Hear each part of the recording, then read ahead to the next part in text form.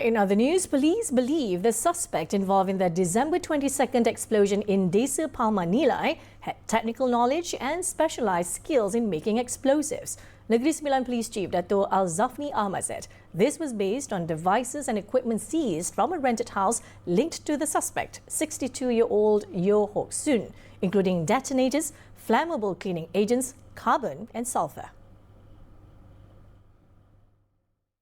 Beliau mempunyai knowledge ataupun mempunyai pengetahuan di dalam bidang chemical kerana beliau ini mempunyai background pekerjaan, pernah bekerja di kilang pharmaceutical dan beliau juga mempunyai knowledge di dalam bidang IT.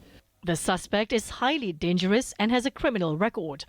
Authorities also found and destroyed 31 additional improvised explosive devices at his home. He is believed to be hiding in Negeri Sembilan using disguises to avoid detection and keeping a low profile.